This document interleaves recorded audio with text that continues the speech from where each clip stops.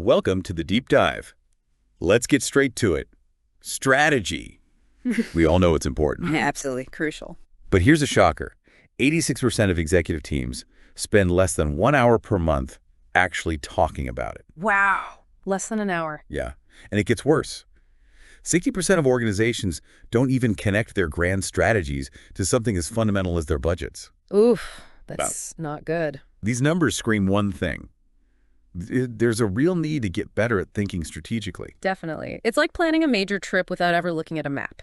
Yeah. You might have a vague idea of where you want to end up, but the chances of actually getting there efficiently or even at all are pretty slim. Yeah. That's precisely why we're diving deep into the core of business navigation today, strategic planning. And to help us navigate this crucial terrain, we're turning to the expertise of Erica Olsen, the author of Strategic Planning for Dummies. Great resource. Now, don't let that title mislead you. Erica's company, M3 Planning, brings serious real-world experience to the table, having developed and reviewed hundreds of strategic plans. Yeah, she knows her stuff. Co-authored another book too, Strategic Planning Made Easy, and she contributes to business publications. Very credible. So her insights are definitely grounded in practice. What's really insightful about Erica's approach is how she demystifies a topic that can often feel, abstract and overwhelming. Yeah, it can seem daunting. At its heart, strategic planning, as she lays it out, is simply creating a well-defined roadmap. It's about getting crystal clear on where you, your team, or your organization are aiming to go, and crucially, the specific steps you'll take to make that journey. Okay, so it's more than just hopeful thinking. It's an actual tool. Exactly. It's a powerful management tool specifically designed to focus everyone's energy, resources, and time in a single, unified direction. Think of it as getting all the different parts of an engine working together smoothly to power the vehicle forward. And that's exactly what this deep dive is all about. We want to pull out the most vital elements of strategic planning from Erica's work, giving you a shortcut to thinking more strategically in your own life and work. Right. Actionable insights without sort of bogging you down in unnecessary complexity. Our aim is to provide genuinely useful insights without overwhelming you. What's fundamental to grasp as we go further is the core framework that underpins all effective strategic planning. It boils down to answering 3 seemingly simple yet profoundly important questions. Okay, what are they? Where are we right now? Where are we ultimately trying to go? And the all-important, how are we actually going to get there? Right. Those questions seem straightforward, but the answers can be pretty complex, I imagine. So where do we even begin to tackle those? Well, a comprehensive strategic plan is constructed from several essential components. These are the foundational building blocks, that provide the necessary structure and clarity. Like the ingredients in a recipe. Sort of, yeah. Yeah. Erica outlines these as your mission, the fundamental purpose of your organization, your vision, that compelling picture of your desired future, your values, the deeply held beliefs that guide all your actions. And then, of course, your overarching strategy, the main approach you'll take to achieve your goals. Okay, mission, vision, values, strategy, I'm tracking. What are the next pieces of this strategic puzzle? Next, you define your strategic objectives. Think of these as the significant long-term areas of focus that bridge your mission and your vision. Got it. Big picture goals. Following that, you establish your short-term goals, priorities, or initiatives. These are the specific, measurable targets you want to achieve, maybe in the next year or so. Makes sense. Breaking it down. To make those goals a reality, you then develop detailed action items outlining exactly who will do what and by when. Real specific. Crucial for accountability. Absolutely. Yeah. And finally, you have your scorecard, which is the system you'll use to track your progress and manage performance. See how you're doing. That's quite the toolkit. But why is investing the time and effort in all of this so critical in the first place? Why can't we just be adaptable and, figure things out as we go? That's a great question. And here's where it gets really interesting. Erica emphasizes that strategic planning is a deliberate choice for success, not about leaving things to chance and hoping for the best. So being intentional about it. Exactly. It's the framework that empowers everyday individuals and teams to achieve extraordinary outcomes by providing that crucial clarity of direction and focus. Nice. It essentially shifts people from just doing tasks to feeling like they have a real stake in where the organization is headed, ownership. I like that idea of transforming people into owners. It definitely beats feeling like you're just showing up and going through the motions. How does this proactive planning help us in the real world? Well, for one, strategic planning acts as a powerful filter. It helps you distinguish between genuine opportunities that align with your goals and those tempting distractions that ultimately lead nowhere. Yeah, avoid chasing shiny objects. Right. And in today's rapidly shifting landscape, it also builds in agility. When everyone understands the overarching strategic direction, responding to unexpected changes becomes much more coordinated and effective. So it's about getting ahead of the curve instead of always playing catch up. Precisely. Instead of constantly reacting to events, a strategic plan encourages proactive decisions that propel you toward your objectives. Makes sense. And the impact isn't just theoretical. Erica shares some compelling data. Companies with a strong commitment to strategic planning reported an impressive 80% increase in sales volume, 80%. compared to only 59% for those with a weaker commitment. And they also saw a significantly larger overall increase in sales volume, 12% greater. Wow, those numbers really highlight the tangible benefits. Yeah. So strategic planning isn't just about avoiding problems.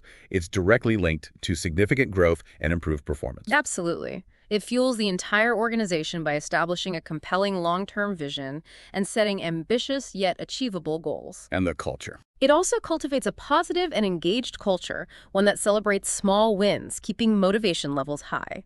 And importantly, it encourages diverse perspectives, bringing together both analytical, left-brained and creative right-brained thinkers to generate fresh ideas and solutions. That makes perfect sense. You need that blend of different thinking styles to really drive innovation and see things from all angles.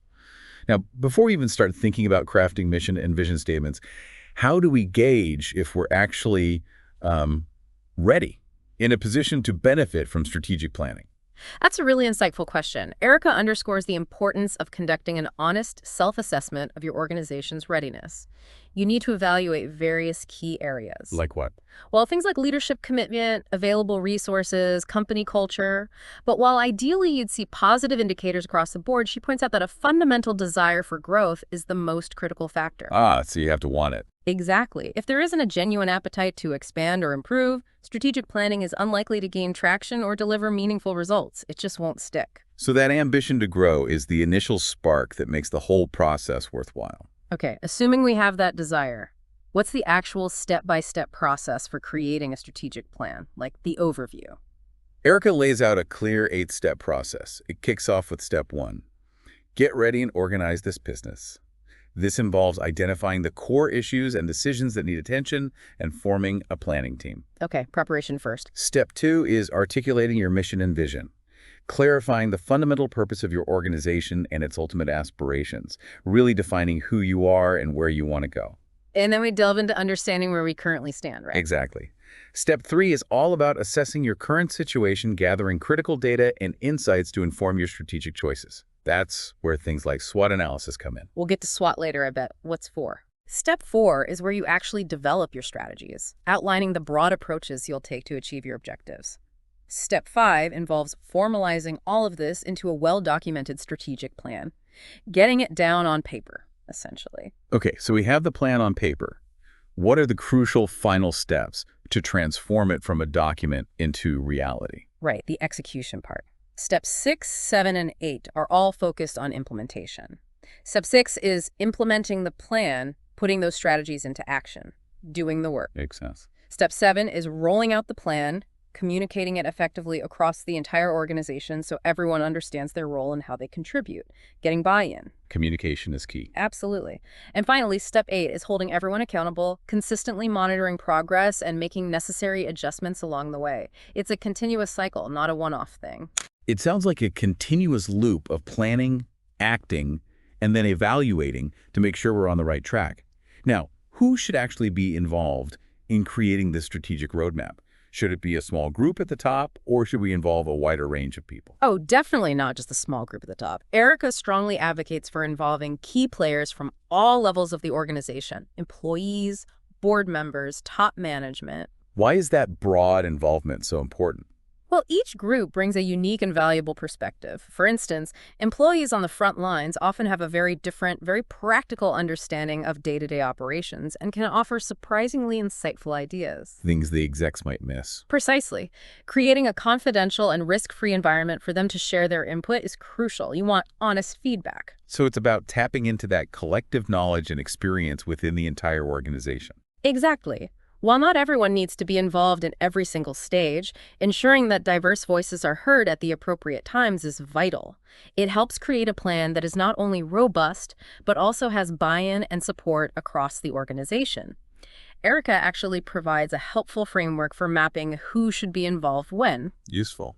Typically, the CEO and maybe a dedicated strategic plan manager have a consistent role throughout, while other teams contribute their specific expertise at key points, like marketing or finance. That makes a lot of sense. Structure the involvement. Now, a question that often comes up is whether an organization should try to handle strategic planning entirely internally or bring in an external facilitator.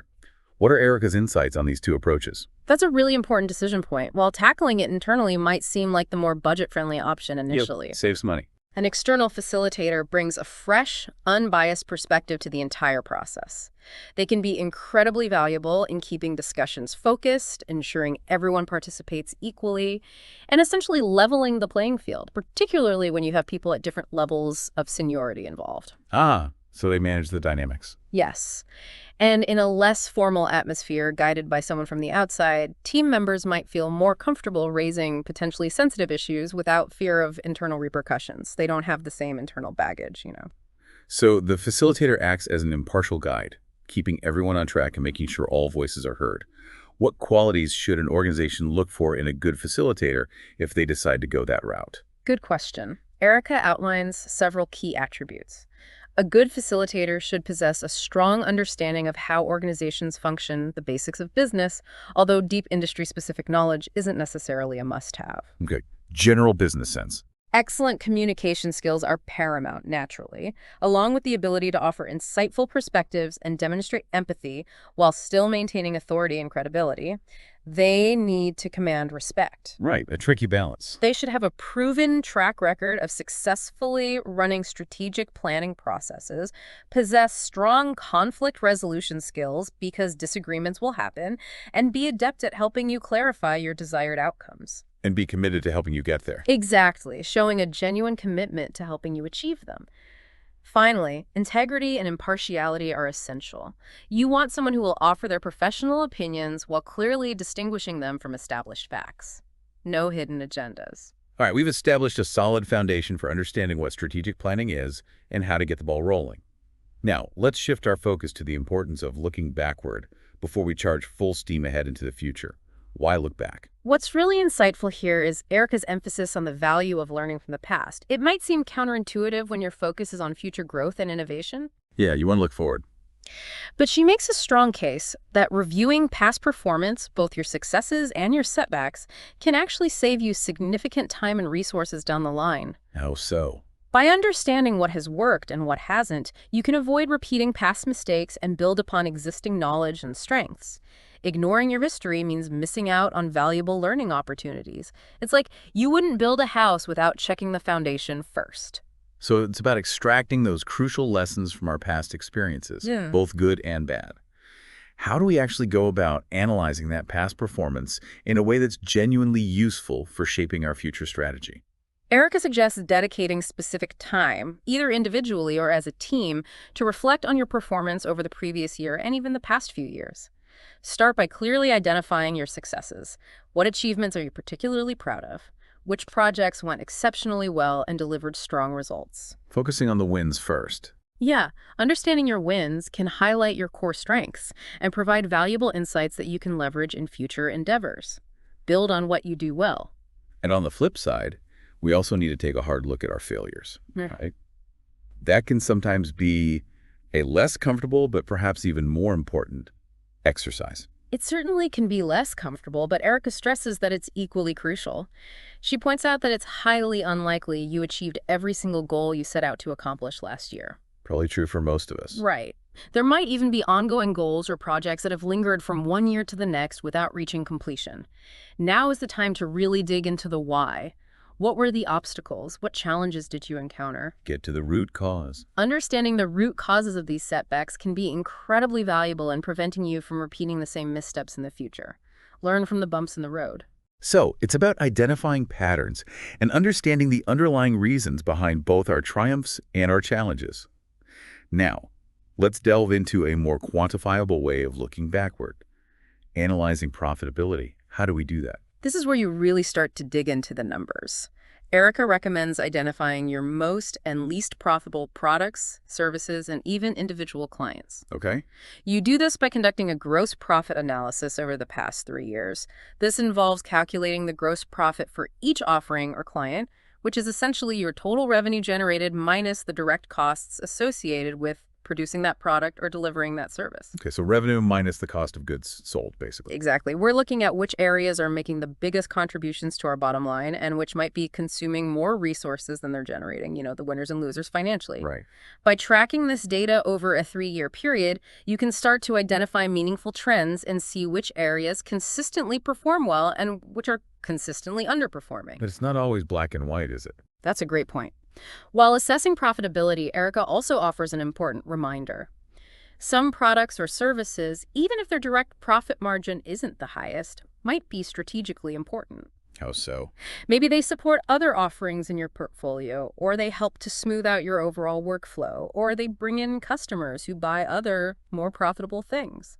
Similarly, some clients might generate significant total revenue, even if the profit margin on their individual business is lower. You need context.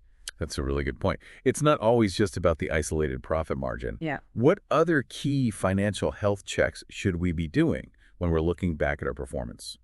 Erica highlights the significance of checking your company's liquidity, which is essentially your ability to meet your short-term financial obligations. Can you pay your bills? Pretty fundamental. A key metric to look at here is the current ratio. This is calculated by dividing your current assets. Things like cash, receivables, inventory you expect to use within a year, by your current liabilities, debts you need to pay within a year. Okay, assets divided by liabilities, short term. This ratio acts as a financial safety net, indicating your ability to withstand short-term financial fluctuations. So generally speaking, a higher current ratio indicates that we're in a better position to handle our immediate financial obligations. Less risk. Exactly. A ratio below 1.0 can be a red flag.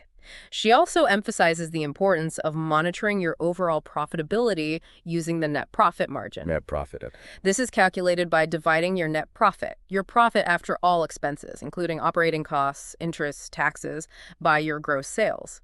It shows what percentage of each sales dollar is actual profit. And we should compare that. Yes, comparing your net profit margin to the average margins within your specific industry can provide a valuable benchmark for your efficiency.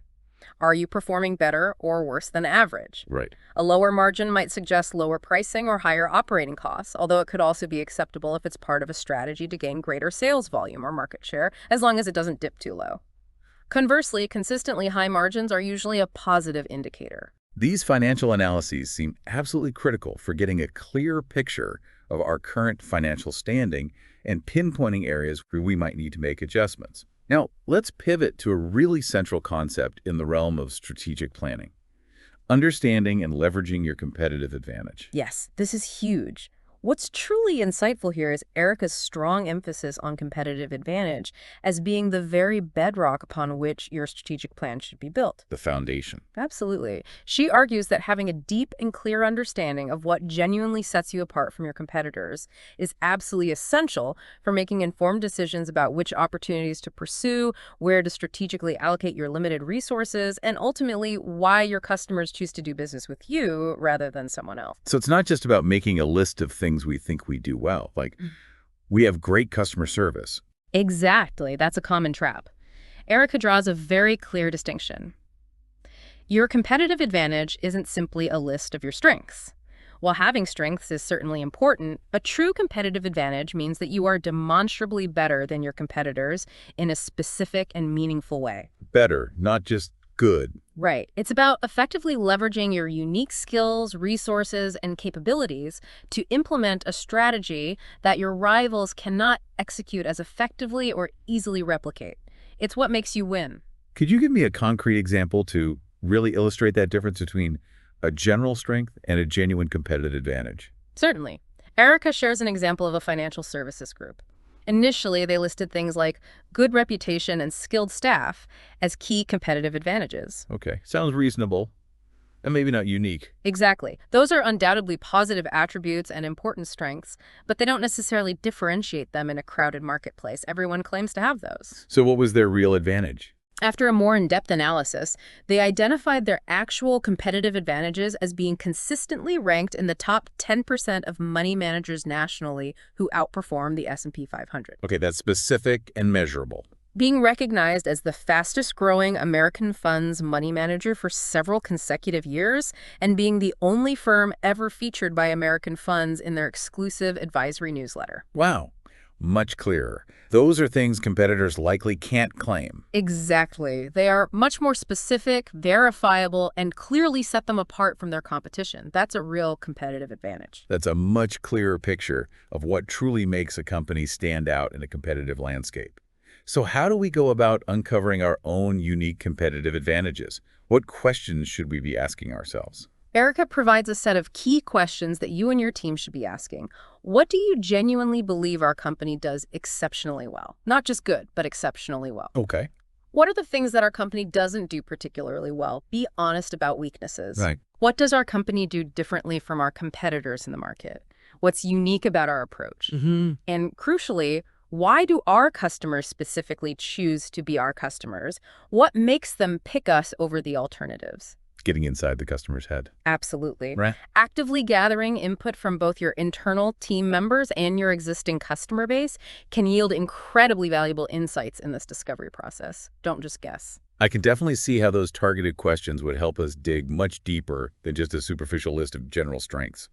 Now, what's this interesting idea of analyzing profit per X that Erica mentions? How does that help? That's a really clever technique, actually, to gain fresh and unexpected perspectives on what's truly driving your profitability.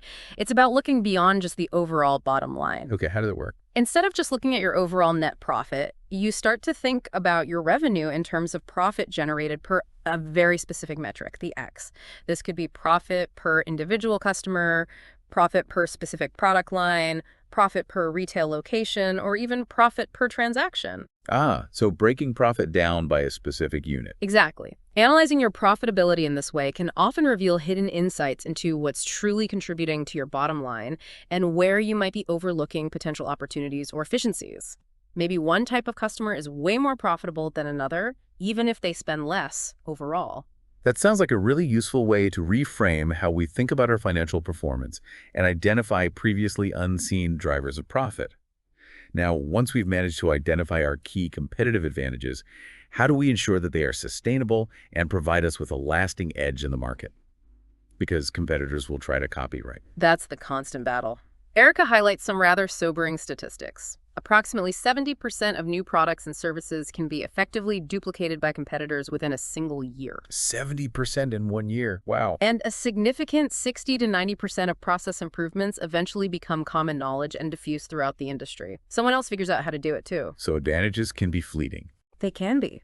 Therefore, a truly sustainable competitive advantage needs to be something that is long-lasting and not easily replicated by your rivals. What makes an advantage sustainable? This often stems from unique and hard-to-acquire resources, a deeply ingrained and positive brand reputation built over time, proprietary knowledge or technology that's protected, or exceptionally strong and loyal customer relationships that are hard for others to break into, things that take time and effort to build. So it's about building something that is genuinely difficult for others to copy or quickly catch up to. How do we then actually integrate and leverage our competitive advantage within our overall strategic plan? Make it central. Erica suggests several practical ways to do this. You can explicitly state the intent of your competitive advantage within your mission statement to keep it front and center, a constant reminder. Okay. You should definitely use the valuable information you gather from both your customers and employees to clearly identify your strengths and weaknesses related to this advantage within your SWOT analysis, which we'll get to. Right. Connected to the SWOT. You should also develop long-term strategic goals that specifically reinforce and contribute to the sustainability of your identified competitive advantages. Actively nurture it. Makes sense. And importantly, you need to incorporate relevant measures into your strategic scorecard, that tracking tool we mentioned, to continuously monitor and track the health and effectiveness of your competitive advantage over time.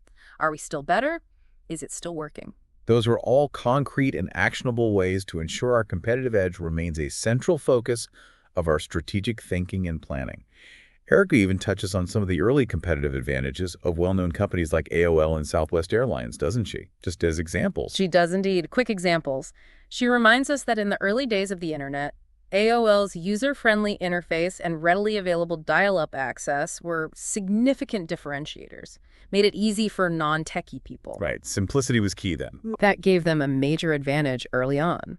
Similarly, Southwest Airlines built its early success on a clear focus on consistently low fares and highly efficient no-frills operations. They created a unique and compelling position within the airline industry. Be the low-cost leader. Exactly. These examples clearly illustrate how a sharp understanding and effective leveraging of a distinct competitive advantage can be a powerful driver of early and sustained success. Okay, so we've taken a good look backward to understand our performance, and we've identified what makes us unique in the market. Now let's move on to the crucial process of refining those foundational elements that underpin our entire strategic plan. Our mission statement, our vision statement, and our core values. Where do we start? These are truly the cornerstones of your organization's identity and its long-term direction. Let's start with the mission statement. Erica defines the mission statement as a clear and concise declaration of your company's fundamental purpose. Why you exist. Exactly, and how it strategically aligns with the current market you operate in. An effective mission statement should be genuinely motivating for your team, grounded in reality, sufficiently specific to be meaningful, easy to remember, and ultimately rooted in your core competencies, those unique strengths that truly set you apart. So in essence, it's answering the fundamental questions. Why does our organization exist, and what is it that we fundamentally do? Precisely. Erica provides some well-known examples to illustrate this, like Marriott Hotel's mission to offer premium accommodations and culinary experiences, Clear focus. and Southwest Airlines' enduring focus on providing the highest quality of customer service delivered with a sense of warmth, friendliness, individual pride, and company spirit. It's about how they do what they do, too.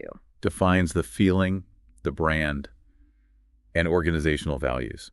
How do they fit into the foundational structure of our strategic plan? Are they different from the mission? Yes, they're distinct but closely related. Erica describes organizational values as the enduring, deeply held, and distinctive core beliefs that fundamentally guide all of your actions and decisions. The guiding principles. Right. They are the unchanging principles that define why you do what you do and, perhaps more importantly, what you stand for as an organization.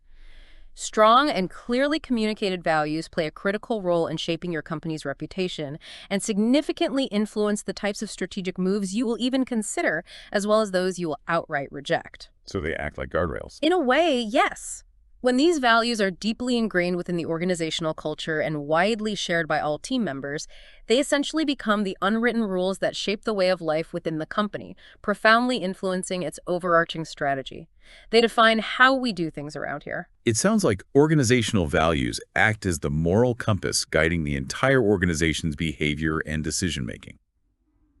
Erica uses a compelling analogy comparing the Allied and German high commands during World War II to illustrate the critical importance of clearly defined and empowered values, right? Tell us about that. She does. It's quite powerful. She contrasts the highly rigid and top-down German high command, where any initiative taken by lower-ranking officers was often met with punishment. Follow orders exactly, or else. With the much more flexible Allied high command, where taking initiative was actively encouraged and rewarded as long as it aligned with the overall mission. So trust and empowerment. Exactly. The Allies effectively pushed the overall mission down to the lowest levels of command, fostering a strong sense of alignment and integration. People understood the goal and could adapt. The Germans, however, relied heavily on strictly vertical, top-down communication. What was the result? Consequently, when unforeseen events occurred and things started to go wrong, the Axis forces often hesitated, waiting for explicit orders from above. This ultimately significantly hampered their ability to respond effectively and adapt to rapidly changing circumstances. That delay could be fatal. Precisely. This powerful analogy brilliantly highlights how a strong organizational culture built upon core values that actively encourage initiative, empower individuals at all levels, and foster decentralized decision-making can lead to far greater agility, adaptability, and ultimately sustained success.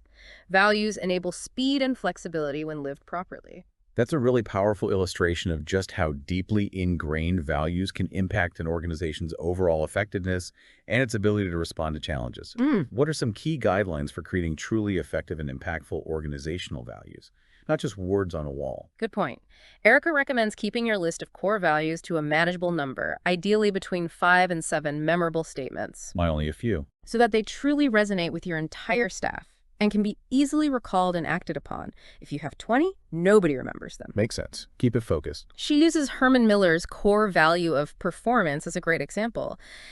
They defined it not just as achieving excellence in general, but as each individual within the organization consistently performing at their own absolute best. Personal best. Right, something they actively measure, and which in turn brings significant value to everyone involved. It's actionable. How do we develop our own values? When you're in the process of developing your own organizational values, Erica suggests focusing on answering 3 fundamental questions.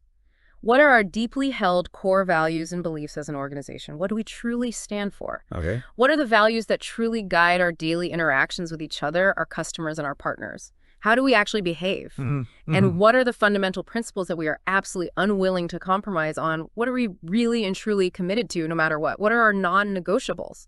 So it's about identifying those deeply ingrained principles that genuinely drive our everyday behavior and collectively define our organization's fundamental identity. And importantly, leadership has to live them, right? Absolutely critical. If leaders don't walk the talk, the values become meaningless, even cynical. Credibility is everything here. Okay, mission and values covered. And finally, we have the vision statement. What is its specific role within this foundational triad? How is it different from the mission? The vision statement, as Erica explains it, is a vivid and aspirational description of the desired future state of your company. If the mission is about why you exist now, the vision is about where you are strategically heading. The destination on the map. Exactly. It's about creating a compelling image of what ultimate success will look like for your organization. It should be inspiring. How do we develop a good vision? To help in developing a powerful vision statement, she suggests asking yourself some key questions, such as, in 3 to 5 years, what will our company realistically look like? Be specific. Who will be part of our staff? What kind of talent will we have? Who will our ideal clients be? What kind of customers are we aiming for? And what types of exciting projects will we be actively working on? What will our work feel like? So it's not just about setting quantitative targets like increase revenue by X%, but about creating a truly inspiring and motivating image of the future that everyone in the organization can rally around and work towards. Precisely. It paints a picture people can connect with emotionally. Erica even provides a great example of a company specializing in foreign language services to clearly illustrate how the mission statement, the identified competitive advantages, and the overarching vision statement can all be tightly aligned and mutually reinforcing. Can you share that? Sure. In that example, the company's mission focuses on achieving exceptional operational effectiveness and maintaining a strong specialization in high-quality foreign language services. That's their why and what. Yeah. Their key competitive advantages include strong loyalty from both their suppliers, translators, teachers, and their end consumers, coupled with deep expertise in the Latin American market and innovative online education delivery methods. That's how they win. Okay. And their compelling vision for the future is truly transformative, to revolutionize the field of language education and build a vibrant global community through the power of accessible language learning. That's where they're going. Wow, that connects everything nicely. It does. This example beautifully demonstrates how these 3 foundational elements, mission, values, vision, along with competitive advantage, can be strategically aligned and work together synergistically to provide a clear sense of purpose, direction, and unique value proposition for the entire organization. Okay, we've taken a comprehensive look at our past performance, clearly defined our unique strengths in the market, and thoroughly clarified our fundamental purpose, core values, and long-term aspirations. Now it's time to get down to the crucial business of really sizing up our current situation with a comprehensive SWOT analysis. What is SWOT again? Exactly. Time for the SWOT. SWOT is an acronym that stands for Strengths, Weaknesses, Opportunities, and Threats. Right. Strength, weaknesses, opportunities, threats. It's a powerful and widely used framework for systematically evaluating your organization's internal capabilities, your strengths and weaknesses, and the external environment in which you operate, the opportunities and threats. A snapshot of now, internally, and externally. Pretty much. And Erica emphasizes that this shouldn't be a one-time exercise, but rather an ongoing process, a continuously evolving list of your thoughts and observations as you progress through your strategic planning. Keep it alive. So the first part of the SWOT analysis is the internal assessment, identifying our key strengths and weaknesses. What specific aspects of our business should we be focusing on when we're looking inwards? Where do we start? Erica breaks this down into several key operational areas. First, your core capabilities. She rightly emphasizes that your people, their skills, and their collective talents are ultimately the most critical determinant of your success. Are your people a strength or potentially a weakness? People first. Then, organizational capital. This encompasses your company's structure, the effectiveness of teamwork and collaboration, the quality of your management and leadership, and crucially, the efficiency of information flow throughout the organization. How well do things actually work together? Structure and systems. Knowledge capital, often referred to as tribal knowledge, the accumulated wisdom and expertise held within your organization is also incredibly important. Do you capture and share what you learn? Avoiding reinventing the wheel. Right. Erica stresses the value of actively capturing and sharing this organizational learning to prevent the costly and inefficient process of constantly doing things over. She even outlines a simple improvement process for this. Those all make perfect sense. The skills and talents of our team, how effectively we collaborate and communicate, and the valuable knowledge we've gained over time. What about our more tangible assets and resources? Where do they fit? Those fall under the category of resources. This includes your financial resources, cash flow, access to capital, your physical resources, such as production facilities, IT infrastructure, equipment, and your intangible resources. Intangibles like what? Things like your company's goodwill, its brand reputation, established brands, and any intellectual property you possess. These can be incredibly valuable strengths, or their absence, a weakness. Okay, resources. What else internally? Next, we need to look at your key processes. Yeah. These are your core operational processes for actually producing and delivering value to your customers, your processes for managing customer relationships, your processes for building and maintaining supplier relationships, and your critical processes for driving innovation within the organization. How smoothly do things run? Efficiency and effectiveness of processes. Exactly. Erica makes a key distinction here between efficiency, which is focused on doing things right, and effectiveness, which is about ensuring you're doing the right things in the first place. Are your processes good, and are they the right processes? A crucial difference. She provides a helpful questionnaire in the book, figures 7 through 3, to assess this, and she highlights W.L. Gore and Associates, the makers of Gore-Tex, as a great example of an innovative company built on strong processes. And within these core processes, are there any other supporting areas that we should be considering as part of our internal assessment? Anything else to look at inside the company? Yes, what Erica refers to as other process areas are also important to evaluate. These include the technology you utilize is up to date. Is it helping or hindering? It should ideally serve as a powerful tool to enhance your overall efficiency. Tech as a tool. Your communication processes, both internal, how your team communicates, and external, how you communicate with customers, partners, and the wider world. Is communication clear, timely, effective, and overall productivity? This includes effective time management practices and minimizing distractions within the workplace. She even mentions the pervasive issue of spam email, highlighting the average amount received and its associated cost as an often overlooked drain on productivity. Little things add up. They really do. Finally, she points back to analyzing your profit margins, not just overall, but also at the customer level, as we discussed earlier.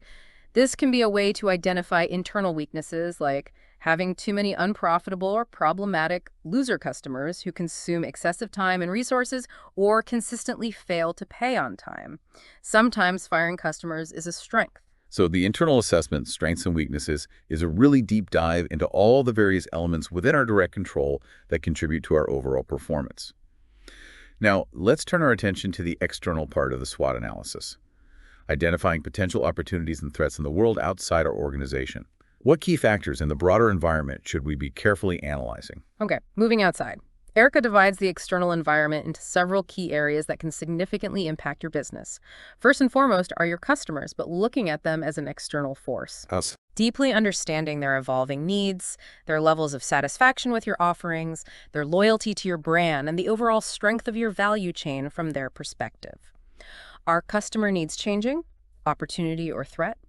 Is satisfaction dropping? Threat. Got it. Customer trends. She makes a crucial point that not all customers are equally valuable and introduces the concept of the lifetime value of a customer, LTV, Right. as a way to quantify the long-term worth of individual customer relationships. Knowing your LTV helps prioritize. Focus on the best customers. Right. Stepping up satisfaction leads to loyalty and referrals, a huge opportunity.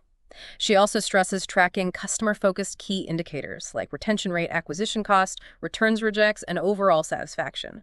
And importantly, actively soliciting customer feedback through a variety of methods, not just formal surveys, maybe at the point of purchase or on order forms. Listen continuously. And thoroughly understanding how you deliver value to them through each stage of your value chain, from R&D and logistics to operations, marketing, sales, and service.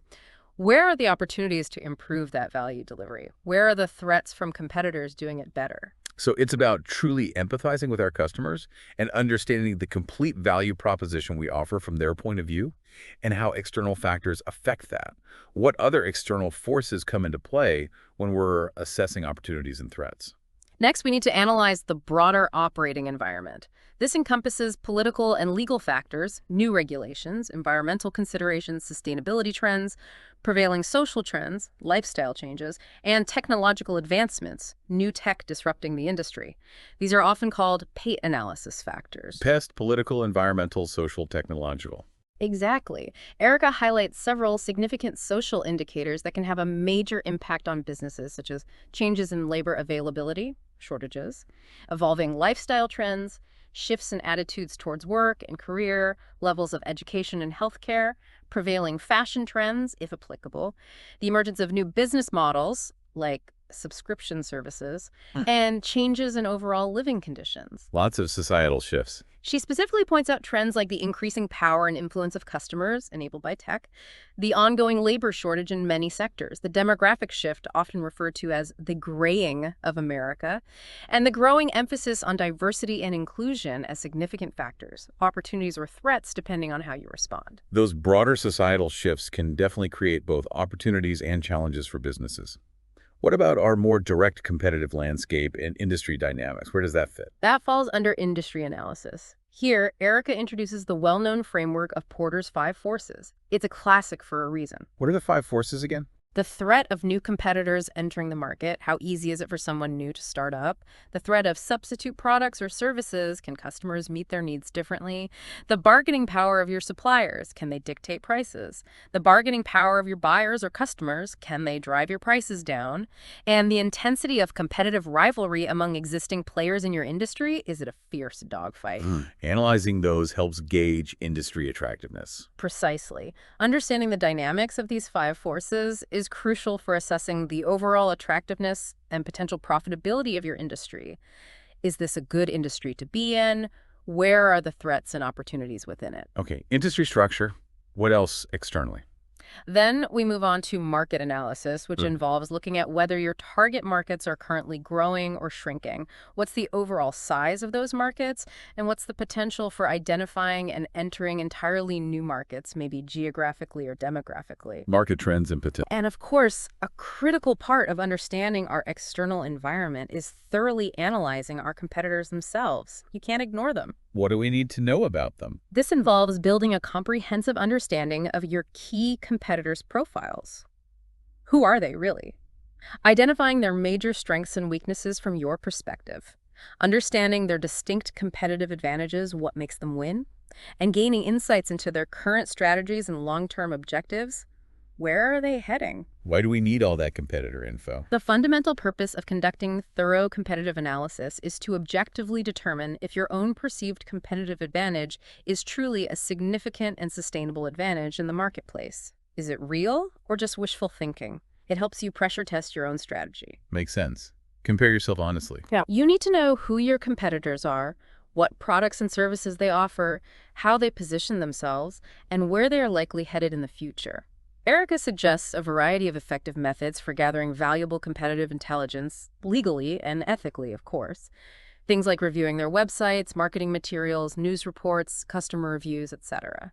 So the external assessment, opportunities and threats, provides a wide-ranging view of all the various forces outside our direct control that could potentially impact our organization, both positively and negatively. Once we've gathered all of this crucial information through our internal and external analysis, strengths, weaknesses, opportunities, threats, how do we effectively synthesize it all into a truly useful and actionable SWOT analysis? It sounds like a lot of data. It can be. Erica recommends utilizing a clear visual framework, often a simple four-quadrant grid, similar to the example provided in Figure 7-1 in her book, to effectively organize your thoughts and key findings for each of the four categories. Get it organized visually. Yes. The key to a valuable SWOT analysis is to view it as an ongoing and iterative process, something that you continuously update and refine as you gather new information and insights. It's not a one-and-done thing. Keep it current. Right. She also suggests incorporating various techniques for gathering input from your team, such as structured team brainstorming sessions and even anonymous web-based surveys, which can sometimes encourage more honest and less inhibited feedback from participants, especially about weaknesses or threats. Get diverse input. Okay, so we've conducted a thorough assessment of our internal and external landscape using SWOT. Now, let's move on to the exciting part. Thinking about how we can strategically move our organization into the future, specifically, by exploring different growth strategies. Where do we start thinking about growth? Erica rightly points out that while achieving growth, whether it's in terms of acquiring more customers, increasing overall sales revenue, improving cash flow, or expanding market share, is often an underlying and primary goal for many organizations. It usually is. It's absolutely essential that any growth strategy you pursue aligns directly with your company's overarching vision for the future. Growth for growth's sake isn't always strategic. Needs purpose. Exactly. Different types of growth, whether you're aiming for rapid expansion, steady incremental progress, or even strategically maintaining your current market position, will necessitate distinct and carefully considered strategic approaches. What kind of growth fits your vision? What are some of the primary categories of growth strategies that organizations can consider and pursue? Erica outlines four main categories of growth strategies using a classic framework, often called the Ansoff matrix. It's based on a matrix of your existing versus new products and your existing versus new markets. Okay, the four options. First, there's market penetration. This focuses on increasing sales of your current products within your existing target markets. Sell more of what you have to who you already sell to, maybe through better marketing, pricing, or getting existing customers to buy more often. Okay, deepen existing markets. Second, you have product development. Here, the focus is on expanding your current product line or developing entirely new products specifically for your existing customer base. Sell new stuff to your current customers. Leveraging customer relationships. Right. You need to consider the customer benefit, potential cost efficiencies, and leveraging existing assets. But she cautions against trashing what works, citing the infamous New Coke example as a warning. Don't fix what isn't broken. Third is market development. This involves leveraging your existing product knowledge and offerings to reach entirely new customer segments or explore previously untapped geographic areas. Sell what you already have to new people or in new places. These new segments should ideally have been identified as opportunities in your SWOT. Expand your reach. And finally, fourth is diversification. This represents the most significant departure as it involves introducing entirely new products into entirely new markets, new stuff for new people. This tends to be the highest risk but also potentially highest reward strategic approach, requires careful consideration. Those cover the core ways to expand our offerings and reach new customer groups based on products and markets. What about other strategic approaches to achieving growth? Anything else? Yes, Erica also discusses integration strategies. These involve changing your position in the value chain. How does that work? Backward integration involves acquiring one of your existing suppliers to gain greater control over your critical inputs and potentially reduce costs. She gives the example of Sony purchasing various media companies to control content for their electronics. Buy your supplier. Okay. And the opposite. Forward integration, on the other hand, involves moving closer to your end customers, perhaps by establishing direct sales channels rather than relying solely on traditional retailers. Think of Nike's increasing focus on direct-to-consumer sales through their own stores and website, selling directly. So integration strategies are all about gaining more control over different stages of the overall value chain. What about just growing organically, doing it ourselves versus other options? Right. Organic growth, just building it yourself, has pros like having more control over the process and culture. But the cons can be that it's often slower and requires significant internal resources and capabilities. Lower, but maybe safer. What about partnering up? Strategic partnerships or alliances represent another important avenue for growth. Erica highlights that these can be particularly crucial when your organization lacks the necessary resources or expertise to pursue certain growth opportunities entirely on its own. Can't do it alone, find a partner. What are the benefits? Forming strategic partnerships can offer numerous potential benefits, such as shared marketing expenses and reach, coordinated logistics and distribution networks, and even shared administrative and human resources functions, which can be particularly valuable in a tight labor market. Sharing the load, sharing the rewards. But partnerships can be tricky. They can. She stresses the importance of carefully defining clear criteria for selecting potential partners using something like a partnership criteria sheet, and being keenly aware of potential pitfalls that can arise in such collaborations. Disagreements, misaligned goals, culture clashes. She also touches on franchising as a specific and often effective type of partnership for achieving rapid growth and market expansion. And of course, another significant way to achieve rapid growth and expand market presence is through mergers and acquisitions, often referred to as M&A, buying another company. Yes, engaging in mergers and acquisitions can be a relatively quick way to expand your market share, acquire new and valuable expertise or technologies, and gain access to new distribution channels and customer bases. Buy growth instead of building it. Sounds good, but what are the risks? Erica cautions that there are also potential downsides to consider, big ones, such as the risk of overpaying for the target company, the significant challenges involved in successfully integrating two distinct organizations and cultures. This is huge. The potential for overestimating the cost savings that will actually be realized, and the danger of misreading customer needs, which could lead to alienating the acquired company's loyal customers. M&A is complex and often fails to deliver expected value. Finally, what about outsourcing as a strategic approach to growth? Yeah. It might seem counterintuitive to think of reducing internal operations as a growth strategy. Right, it seems like shrinking, not growing.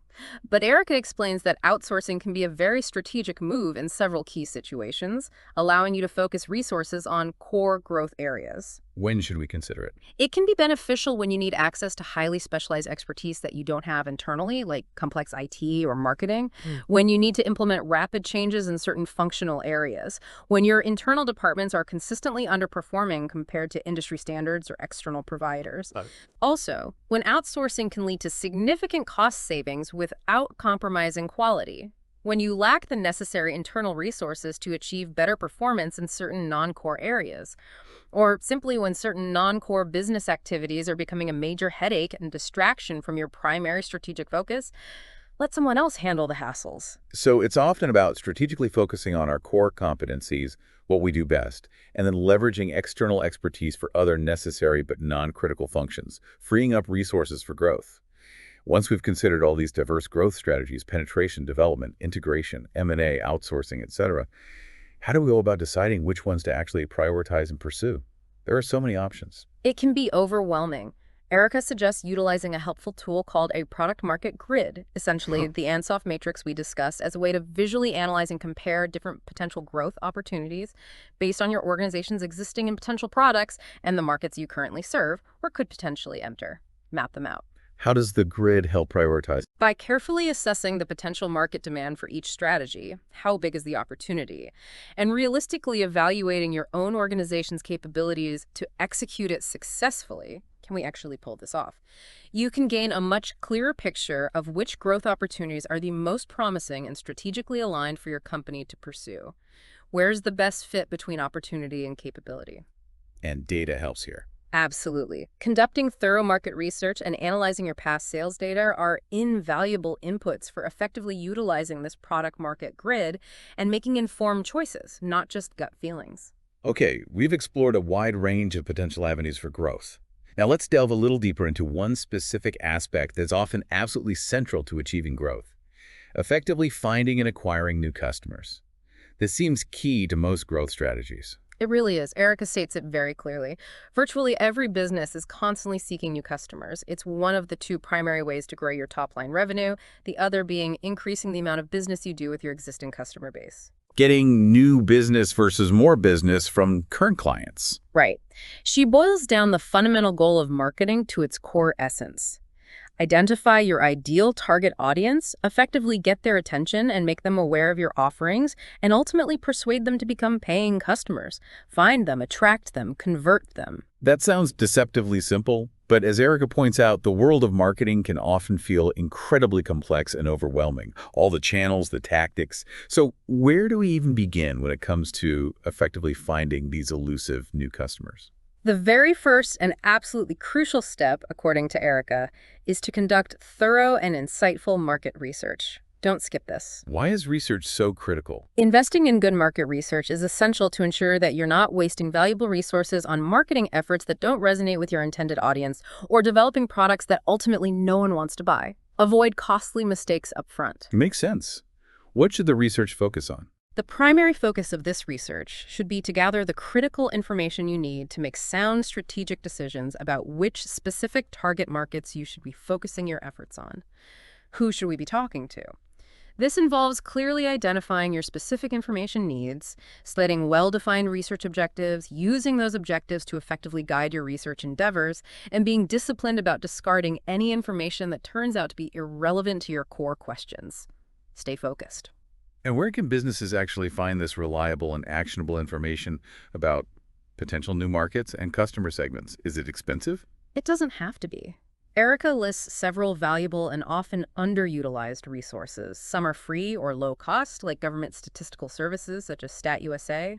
Others are commercial but very useful, like reputable market research firms such as eMarketer and MarketResearch.com, providers of detailed demographic data like Demographics and Demographics.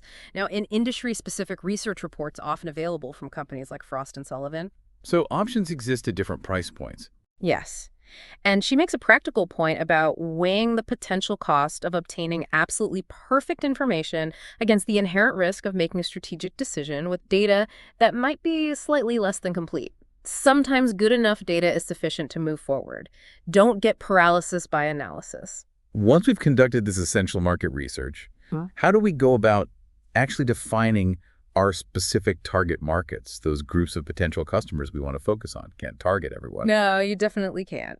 The ultimate goal is to identify specific groups of customers who share similar needs and wants and who are therefore likely to respond in a similar way to your marketing efforts. Find your tribe. How do we find them? Instead of starting with a product you've already developed and then trying to find a customer for it, the old build it and they will come fallacy. Which often doesn't work. Right. Erica wisely advocates for first deeply understanding the specific customer needs you're trying to satisfy, and then identifying or developing the products and services that best fit those identified needs. Start with the customer need, not the product. Customer-centric approach. Exactly. This helps you divide the broad overall market into smaller, more manageable, and ultimately more actionable segments.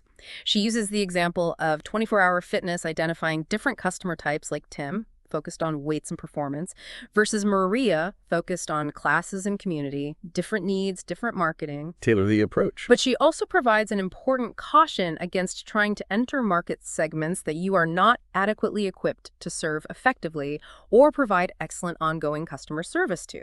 Don't bite off more than you can chew. Be realistic about your capabilities. So it's a strategic decision about identifying the most attractive and realistically viable customer segments for our particular business, given our capabilities and resources. How do we determine if a particular segment is indeed attractive? Is there a checklist? Yes. Erica provides a very useful checklist of factors to consider when evaluating the attractiveness of a potential market segment. What's on the list? You should thoroughly analyze your existing and potential competitors within that segment. Are you genuinely better positioned to meet the specific needs of customers in that segment than they are? Okay, competitive assessment. You need to objectively assess your own company's available resources. Do you possess the necessary strengths, and can you effectively address any relevant weaknesses in serving this particular segment? Can you actually do it well? Internal capabilities check. The potential for profitability is, of course, key. Is this segment likely to be sufficiently profitable for your business in the long run? Can you make money here? Financial viability. Is the segment readily accessible through your existing or planned marketing and distribution channels? Can you reach them effectively? Accessibility. Is the segment size and key characteristics reasonably measurable and quantifiable? Can you track your progress? Measurability. Is it truly actionable? Can you develop and implement effective strategies to target and serve this specific group of customers? Is it practical? Actionability. And finally, what is the overall size of the segment and its projected future growth potential? Is it big enough and growing? Size and growth. Wow, that's a thorough checklist. It helps you make a systematic evaluation, not just jump at the first opportunity. Those are all incredibly important factors to carefully weigh when considering which target markets to pursue. Once we've successfully identified our ideal target market, how do we effectively communicate our unique value proposition to them? That's where the concept of positioning comes into play, right? Getting in their heads. Exactly. Positioning is essentially the specific space that your product or service occupies in the minds of your target customers relative to your competitors. The mental real estate. Kinda, yeah. Whether you do it consciously or not, your company's marketing and branding efforts influence this customer perception. The ultimate goal is to be positioned in a way that makes you stand out positively from your competitors and clearly communicates the unique benefits you offer. How do we stand out? Erica uses a memorable analogy from Seth Godin, aiming to be a purple cow. Remarkable and attention-grabbing rather than a forgettable brown cow that blends into the background. You want to be distinct. Be remarkable. Highly successful and well-positioned products and services often become virtually synonymous with their entire product category in the minds of consumers. Think of brands like Kleenex for tissues or Google for search. They own that mental space. So how do we go about developing that clear and compelling position in the minds of our target customers? How do we define it? The key is to craft a well-defined and impactful positioning statement. This serves as the core message, the internal guide that you want to consistently deliver in all of your marketing and communication efforts, specifically directed at your chosen target customer group. An internal guide first. Yes. Erica recommends starting by developing a clear internal positioning statement first to ensure absolute clarity and consistency within your organization before you potentially adapt it for external communication like taglines or ads. Get everyone on the same page internally. What goes into a good positioning statement? A strong and effective positioning statement should clearly articulate 4 key elements. Yeah. Your target market, who are you talking to?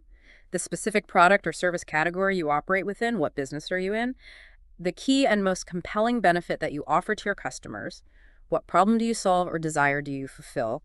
And what fundamentally differentiates you from your direct competition? Why choose you? Target, category, benefit, differentiator. Exactly.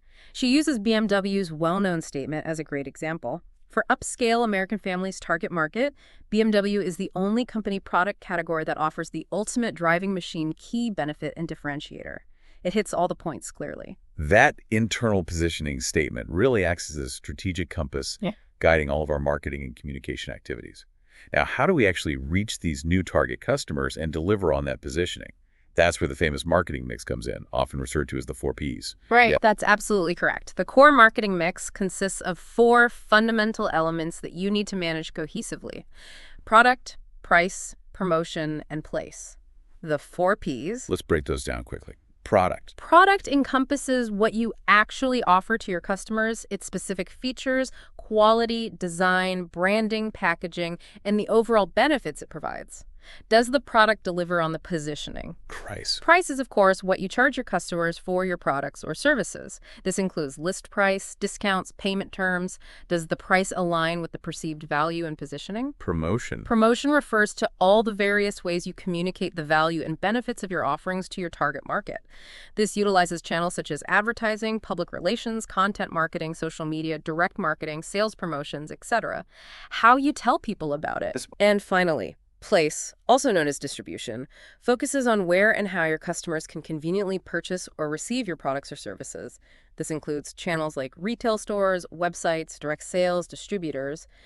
Is it easy for customers to find and buy? Convenience is often critical, especially for services. So for each of our defined target customer groups, we need to develop a specific and tailored marketing plan that carefully considers all 4 of these key elements: product, price, promotion, and place, all guided by the positioning statement. Precisely. It's not just about running a few ads. It's about orchestrating all 4 Ps. This involves setting clear and measurable marketing goals for each specific target customer group you're pursuing. What do you want to achieve? Realistically determining what stage of the overall product lifecycle your offering currently sits within. Intro, growth, maturity, decline. And then developing a detailed and actionable plan for each of the 4 Ps that will effectively enable you to achieve those predefined marketing goals. And marketing isn't static either, right? Definitely not. Finally, Erica emphasizes the ongoing importance of continuously monitoring the external market environment, keeping a close eye on emerging trends, shifts in customer preferences, and the activities of your competitors, and actively sharing that valuable market knowledge internally across your organization through various channels to maintain a strong and adaptive market focus. Companies that do this well tend to perform better. Stay alert. Okay, we've thoroughly explored effective strategies for finding and attracting new customers. Now let's shift our focus to the critical process of bringing all of our insights together from the SWOT, the market analysis, the growth ideas, and establishing clear strategic priorities for our organization. How do we sort through everything? Good question, because you'll likely have a long list of potential actions or focus areas by now. Erica emphasizes that once you've diligently identified your key internal strengths and weaknesses, as well as the external opportunities and threats that you face, the next crucial step in the strategic planning process is to prioritize these various factors. You can't do everything at once. How do we prioritize effectively? She suggests initially sorting them into two distinct groups: those that primarily have internal implications for your organization, like improving a process or training staff, and those that are driven by external forces, like entering a new market or responding to a competitor. Why separate internal and external first? It helps make the subsequent comparison process more effective and meaningful. When you're faced with the reality of limited resources, whether it's financial capital, personnel time, or technological capabilities, you will inevitably need to make strategic trade-offs about where to best allocate those resources. Right, you have to choose. It's generally more insightful and equitable to compare the potential impact of investing in a new piece of technology versus hiring an additional team member, both of which are internal decisions, than it would be to directly compare the strategic importance of entering an entirely new market versus implementing a new employee training program, one being an external opportunity, the other an internal development. Compare like with like first. That makes perfect sense. We need to ensure we're evaluating truly competing priorities within similar domains. Once we've made those initial comparisons, how do we then effectively link these prioritized factors to our overarching strategic goals? How do they connect? This is where you start to see the cause and effect relationships. Erica uses a straightforward and relatable example of a hypothetical taco business. Tammy's Tantalizing Tacos. Okay, Tammy's Tacos. What's their goal? Let's say their primary financial goal is increasing overall revenue by 10%. To successfully achieve that top-level financial goal, they realize they need to sell significantly more tacos. Makes sense. Which in turn necessitates providing exceptional customer service to attract and retain more customers. Great service leads to more sales. Okay, link to customer service. Providing great customer service then relies on having efficient internal operational processes, getting orders right and fast, and well-trained and engaged employees who actually deliver that service. Link to processes and people. Exactly. This simple example beautifully illustrates how a high-level financial goal cascades down into interconnected priorities across customer service, internal processes, and employee learning and growth. They all have to work together. That's a really clear and tangible example of how seemingly disparate priorities are actually interconnected and ultimately contribute to achieving the organization's broader strategic objectives. Now, Erica introduces the Balanced Scorecard, BSC, as a valuable framework for systematically managing these interconnected priorities, right? What is that exactly? Yes, the Balanced Scorecard is a powerful and widely respected strategic management tool developed by Drs. Kaplan and Norton. It provides a structured framework for translating your overarching strategy into a set of clear and measurable objectives across four key organizational perspectives. Four perspectives. What are they? Financial performance, customer satisfaction, the efficiency and effectiveness of internal business processes, and the ongoing learning and growth of your organization and its people. It provides a holistic and balanced view of your most critical strategic priorities, ensuring you don't just focus on financials, for instance. Let's take a closer look at those four key perspectives of the Balanced Scorecard. Yeah. What are the primary considerations when we're establishing our financial priorities? What goes in that box? Financial priorities typically revolve around two primary areas that are crucial for the long-term sustainability and success of any organization: increasing revenue generation, selling more, charging more, and improving overall productivity and efficiency, reducing costs, using assets better. Top line and bottom line. Essentially, yes. These financial priorities explain how your company will ultimately create value for its shareholders and investors. Driving greater customer satisfaction and loyalty is often a key driver of increased revenue, while continuously enhancing your internal operational processes is essential for boosting overall productivity and controlling costs. The other perspectives often drive financial results. And what about the customer perspective within the balanced scorecard? What kinds of priorities fall under that category? Within the customer perspective, you're essentially looking at how you want to be perceived and valued by your target customers. Your priorities here will often focus on key areas such as improving customer satisfaction levels, increasing customer retention rates, keeping your existing customers loyal, which is usually cheaper than acquiring new ones, and effectively driving new customer acquisition. Market share goals might also fit here. What do customers value? Ultimately, deeply understanding and consistently meeting or exceeding your customers' needs related to things like price, quality, service, selection, and relationships is paramount for achieving your broader financial goals and ensuring long-term success. Moving on to the internal business process perspective. What are the key priorities that organizations typically focus on there? What do we need to be good at internally? This perspective concentrates on identifying the critical internal processes that your organization must excel at in order to effectively meet your customer objectives and ultimately achieve your financial targets. What internal activities create the value? Examples. Priorities in this area often involve initiatives aimed at significantly improving the efficiency, doing things faster, cheaper, overall effectiveness, doing things better with higher quality, and pace of innovation, developing new products, services, processes within your core business processes. These are the essential things you need to consistently do well internally to deliver exceptional value to your customers. And finally, we have the learning and growth perspective. What are the key priorities within that crucial area? This sounds like the foundation for the others. It often is. The learning and growth perspective looks at how your organization will continue to improve, adapt, and create sustained value in the future. It's about investing in the future. Priorities often center around enhancing the skills and knowledge of your employees, training, development, fostering a positive and adaptive organizational culture, encouraging innovation, teamwork, knowledge sharing, and developing the necessary capabilities and infrastructure, like technology and information systems, to effectively support your strategic objectives across all the other three perspectives of the balanced scorecard. So the balanced scorecard provides a really comprehensive and interconnected framework for setting strategic priorities across all the key dimensions of an organization, ensuring a balanced approach. Now, once we have these prioritized objectives from the BSC, how do we actually strategize about the best ways to reach our overarching vision? What are the strategies themselves? Your overarching strategies, as Erica explains, are the general methods or the broad umbrella approaches that you will utilize to ultimately achieve your long-term vision for the company. They are the how. Like the growth strategies we discussed earlier. They could be related to those, yes. Or they might be broader, like become the industry leader in customer service or achieve operational excellence through technology. While strategic thinking and planning are embedded in all elements of your plan, it's incredibly helpful to explicitly identify and articulate your top one or two most critical overarching strategies, the significant long-term activities that your company needs to consistently pursue to realize its vision. Focus on the big levers. Exactly.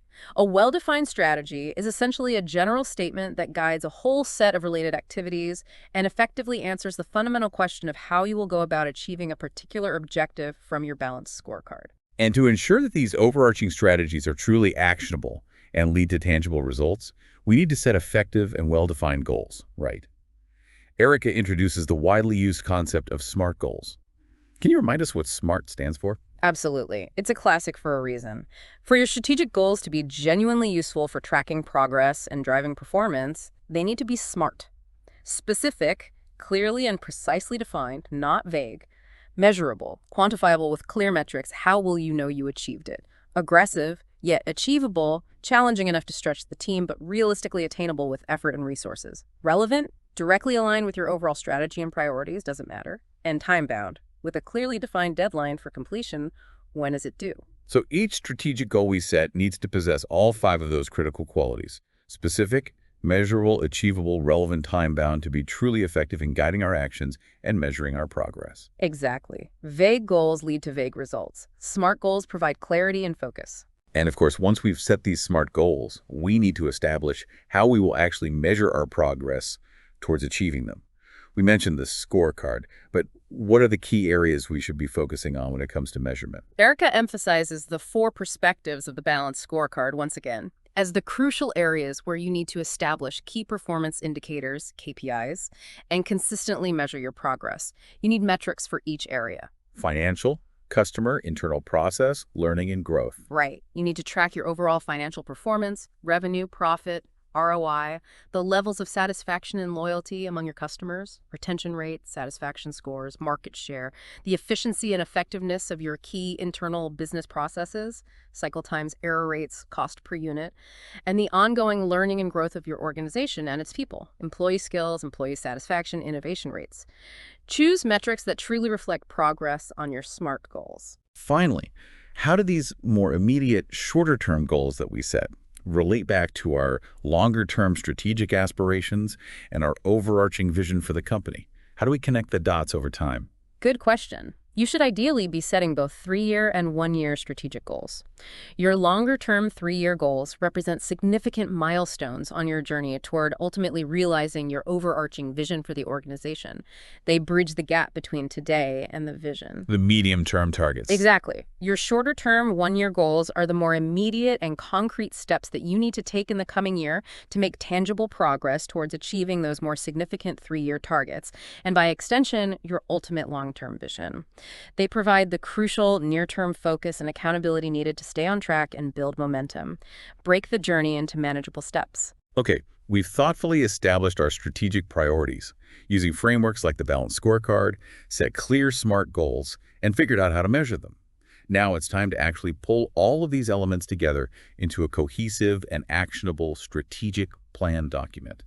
What should that look like? Yes, Erica underscores the importance of formally assembling a comprehensive strategic plan document. It's not just about having ideas in your head, you need to write them down. This serves as a central and easily accessible reference point for everyone involved and helps to solidify your strategic thinking. What are the key components that should be included in this document? What goes inside? Key components typically include your clearly articulated mission statement, your inspiring vision statement, your core organizational values, the foundation we discussed. Okay, the core identity stuff. A clear articulation of your identified competitive advantages, what makes you win. Your overarching strategic objectives, often structured around the balanced scorecard perspectives, both your short-term, 1-year, and long-term, 3-year SMART goals. Goals and objectives. The specific strategies you will employ to achieve those goals. The how. A detailed action plan outlining who is responsible for what specific task and by when, the execution details. And your projected financial outcomes based on your strategic initiatives, the budget, and financial forecasts. So it's a comprehensive document that captures all of the key elements we've discussed in a structured and organized way. Is this document primarily intended for internal use within the organization, or is it something you share externally? Good question. Erica makes it clear that unlike a formal business plan, which is often intended for external stakeholders such as potential investors or lenders, your strategic plan document is primarily a tool for your internal team. For alignment and guidance inside the company. Exactly. It's not necessarily a polished marketing piece for external critique, although you might share parts of it, particularly the financial projections and strategy overview, if you are specifically seeking financing. Therefore, the focus should be on clarity, conciseness, and ease of understanding for your team, rather than overly formal language or unnecessary embellishments. Make it usable. Once we have this well-documented plan in hand, the next critical step is translating it into action, right? It's about getting down to the real work of business and actively taking the necessary steps. The plan is useless otherwise. Exactly. The strategic plan itself, no matter how well crafted, is ultimately just a blueprint. Its true value lies entirely in its effective implementation. You have to do it. Following this, Erica delves into the crucial aspect of ensuring that your strategic plan makes sound financial sense. The numbers have to work. How do we check the financials of the plan? This involves carefully estimating your potential future revenue streams that the plan should generate and all the associated expenses required to execute the plan, investments, costs. You need to conduct a thorough contribution analysis to determine if your proposed strategies will positively impact your bottom line. Will this actually make us more profitable? Look at the ROI. Yes, and develop realistic financial projections for both the upcoming year and the subsequent 3-year period. She strongly emphasizes the absolutely critical point that your strategic plan needs to clearly demonstrate a strong potential return on investment. Otherwise, it risks becoming nothing more than an expensive and ultimately unproductive exercise. It has to make financial sense. That's a stark but incredibly important reminder. We need to ensure that our strategic efforts are not only aligned with our vision, but are also financially sustainable and contribute to the overall financial health of the organization. What about the action plan itself? How do we make sure that's practical and effectively drives implementation? The who does what by when? The action plan is where the rubber meets the road. It serves to break down each of your defined short-term goals into specific, manageable, and actionable steps. Think tasks. Getting granular. Yes. For each individual action item, you need to clearly define exactly what needs to be done. Explicitly identify who within the organization is ultimately responsible for completing that task, assign ownership, and establish a clear and realistic deadline by when it needs to be finished. What? Who? When? Exactly.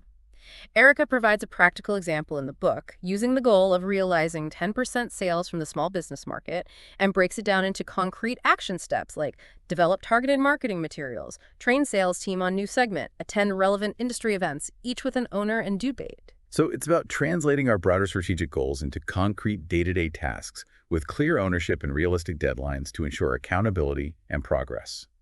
Now, what if our organization needs to seek external financing alone, investment to support the execution of our strategic plan?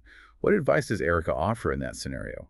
How do we present the plan? This is crucial if you need outside funding. Erica provides some really valuable tips for effectively presenting your strategic plan to potential lenders or investors.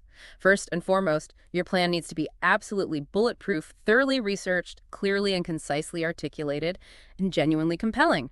Show you've done your homework. Be prepared. Your financial projections must be realistic, well supported by your market research data and detailed action plans, and logically sound. No wild guesses. You have to show how you got those numbers. Credible financials. It's absolutely crucial that all the various elements of your strategic plan seamlessly fit together and collectively demonstrate a clear and credible path to future success. The story needs to make sense. Additionally, you need to make a strong effort to understand the lender's specific perspective. What are they looking for? What are their risks? And be particularly mindful of carefully protecting your existing assets in any loan or financing agreements you enter into. Read the fine print. Those are really important considerations when seeking external financial support for our strategic initiatives. Once the strategic plan document is fully assembled, is it a static document that's set in stone? Or does it require ongoing review and refinement over time? Oh, definitely not static. It absolutely requires ongoing review and refinement. Erica provides a helpful checklist of key questions to ask yourself when evaluating the overall quality and effectiveness of your strategic plan, both initially and over time. What kind of questions? Does it clearly connect your stated mission to your overarching vision for the future? Is the path clear? Is it grounded in reality, and are the goals realistically achievable given your resources and the market? Is it truly integrated with all the various elements working together in a supportive and cohesive manner, or are there contradictions? Is it well understood and fully bought into by your entire team? Do people believe in it? And does it clearly support and reinforce your identified competitive advantages in the marketplace? Does it leverage your strengths? A good reality check. Exactly. Regularly reviewing and refining your strategic plan, maybe quarterly or annually, is absolutely essential to ensure that it remains relevant, adaptable, and ultimately effective in guiding your organization toward its goals in a constantly evolving business environment. The world changes, your plan might need to as well. Finally, Erica touches on the valuable practice of visualizing your strategic plan using a strategy map. We mentioned the balanced scorecard perspectives. Is this related? Yes, it's directly related and very powerful. A strategy map serves as a visual representation of your entire strategic plan, often on a single page. It clearly illustrates the key cause and effect relationships and interdependencies between your strategic objectives across the 4 perspectives of the balanced scorecard: financial, customer, internal processes, and learning and growth. How does visualizing it help? It helps everyone within the company to see the big picture and understand precisely how their individual efforts and team goals, like improving internal processes, or learning new skills contribute to the higher level objectives, like customer satisfaction, and ultimately drive the desired financial results. It shows how everything connects. Makes the strategy easier to grasp and communicate. Exactly. It's an invaluable tool for effectively communicating your strategy in a clear, concise, and compelling manner, and ensuring that all the various pieces of your strategic puzzle logically fit together and support each other. Okay, so we have a well-crafted strategic plan in hand, possibly visualized with a strategy map. Now comes what many consider the most challenging part, actually putting that plan into action, effective implementation. Why is implementation often so hard? Erica rightly emphasizes that effective implementation is just as, if not more, critical to success than the brilliance of the strategy itself.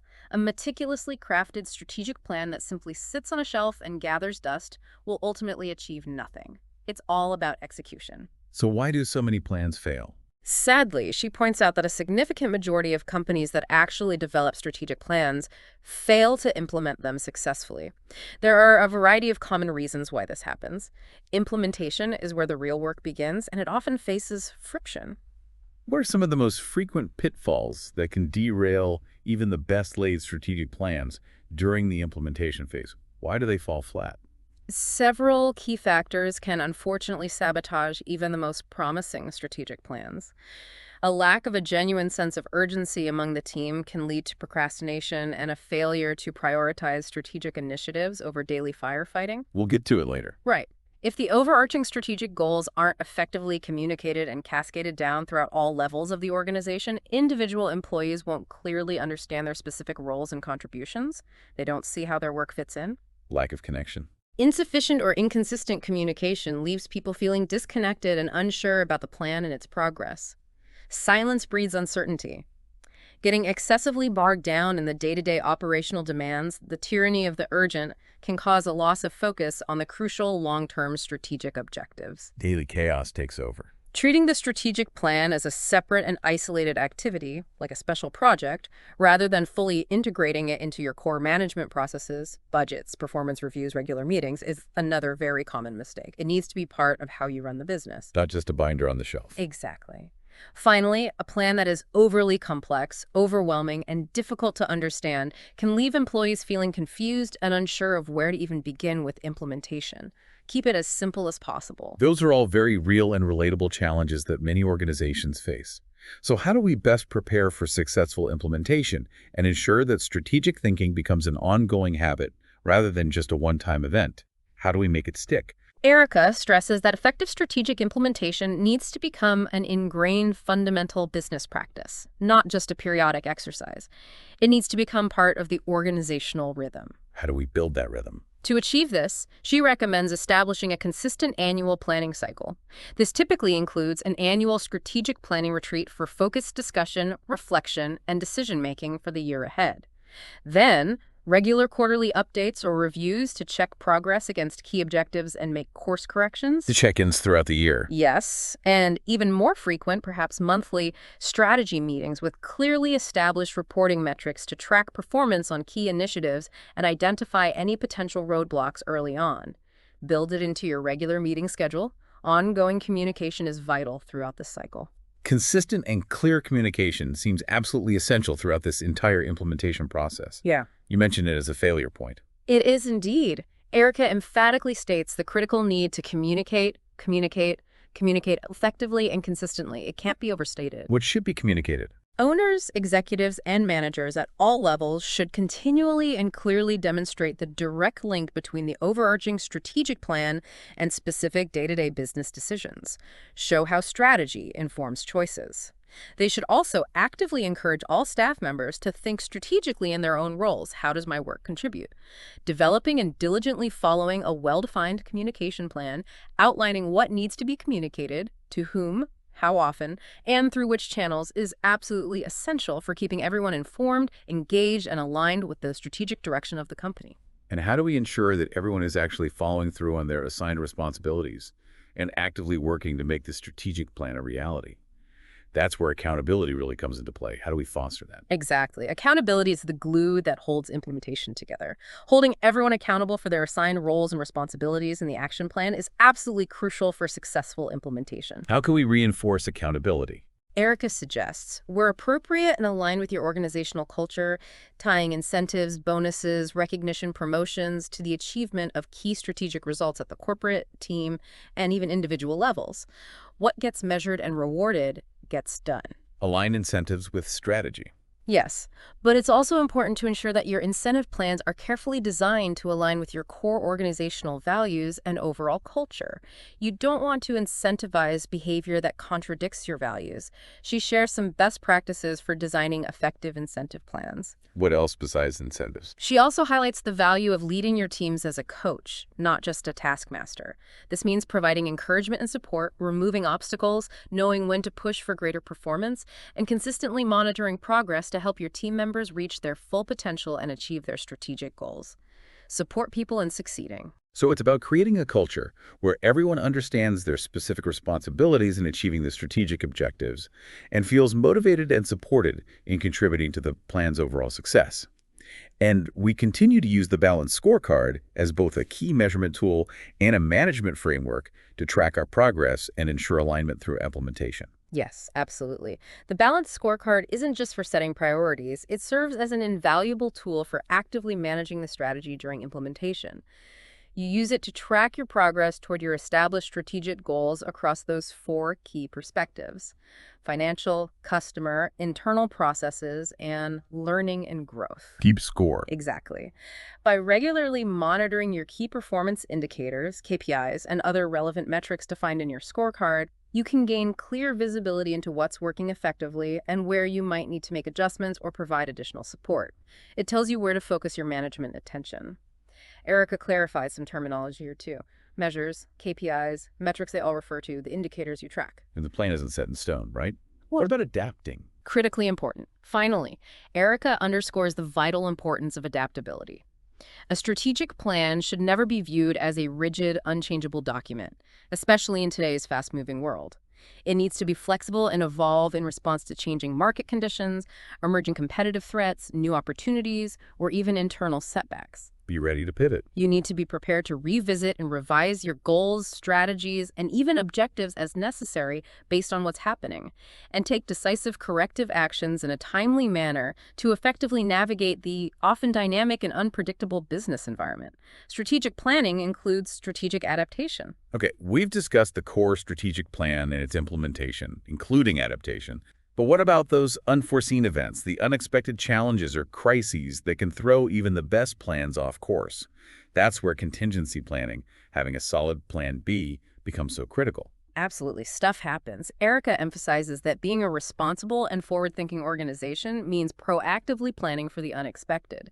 Ignoring potential disruptions is risky. What kind of risks should we consider? Identifying potential risks that could significantly impact your business is the first step. These could be financial risks, cash flow crisis, loss of funding, operational disruptions, supply chain breakdown, equipment failure, challenges related to human capital, loss of key personnel, labor strike, legal or regulatory changes, new laws impacting your business, technological failures, cyber attack, system outage, or even catastrophic events, natural disaster, pandemic. Thinking about what could go wrong is a fundamental aspect of robust strategic planning. So it's about actively trying to anticipate what could potentially go wrong and developing proactive strategies for dealing with those possibilities. How do we actually go about assessing these potential threats in a systematic way? It's a structured process. The first step is to systematically identify as many potential threats as possible that could realistically impact your organization. Brainstorm the possibilities. Okay, list the risks. Once you have a comprehensive list, the next step is to carefully rate the probability of each threat actually occurring, typically on a scale from high to low or using percentages. How likely is this to happen? Assess likelihood. This helps you prioritize your contingency planning efforts by focusing on the scenarios that are most likely to materialize, or those with the highest potential impact, even if less likely. Finally, for those prioritized risks, you need to determine their potential impact on your business. How bad would it be if this happened? Ideally, quantify this impact in financial terms if possible, but also consider operational or reputational impact. Likelihood times impact gives you a sense of the overall risk level. Once we have a clear understanding of the potential risks and their impact, what are our main options for dealing with them? What can we do about them? Erica outlines 4 common risk mitigation strategies, often remembered by the acronym RT. Avoid, reduce, transfer, plus accept. Okay, RT plus accept. What are they? Risk avoidance involves taking proactive steps to entirely prevent the risk from occurring in the first place. Maybe by deciding not to enter a particularly risky market or discontinuing a high-risk product line. Just don't do it. Okay, avoid it. Risk reduction focuses on implementing measures to lessen either the likelihood or the potential negative impact of the risk if it does occur. For example, implementing better safety procedures to reduce accidents, or diversifying suppliers to reduce supply chain disruption impact. Make it less likely or less painful. Reduce it. Risk transfer involves shifting the financial burden of the risk to a third party, most commonly through the purchase of insurance coverage, like buying fire insurance or liability insurance. Let someone else pay if it happens. Transfer it. And finally, risk acceptance means yes, exactly.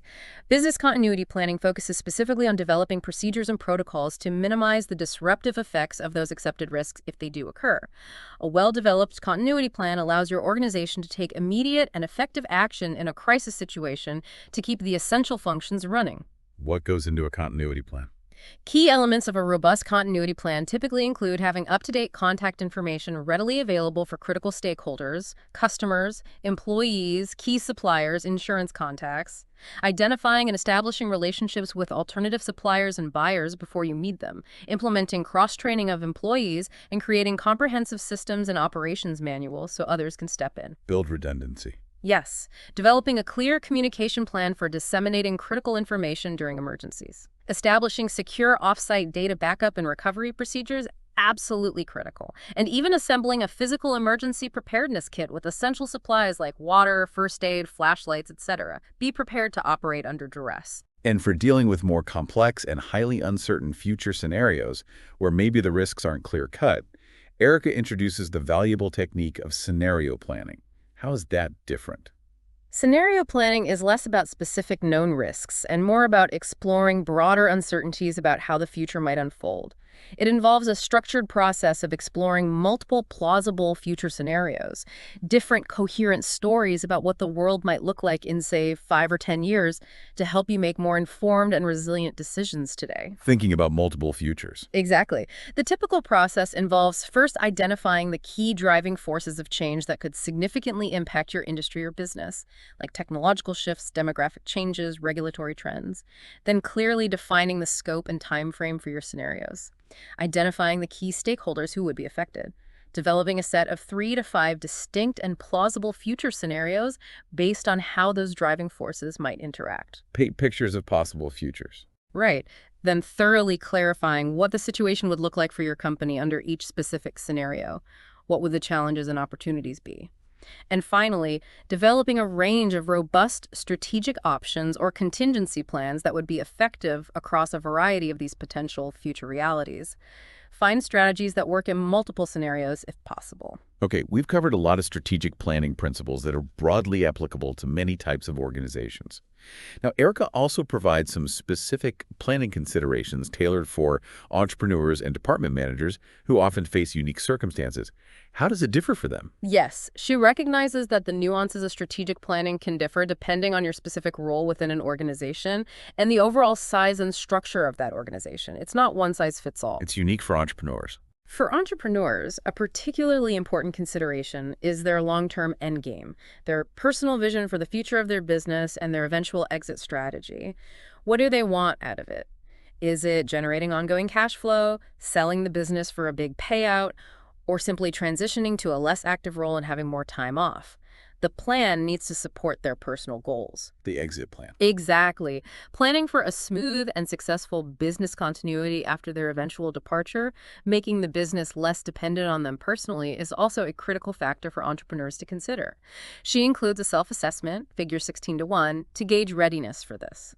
There are steps like determining the exit, preparing for transfer, formalizing the plan, and valuing the business realistically, often based on earnings. She gives examples of successful exits like Ask Jeeves and PayPal. And what about for department managers who operate within a larger organizational structure? What are their key planning considerations? They don't set the overall company strategy usually. Right.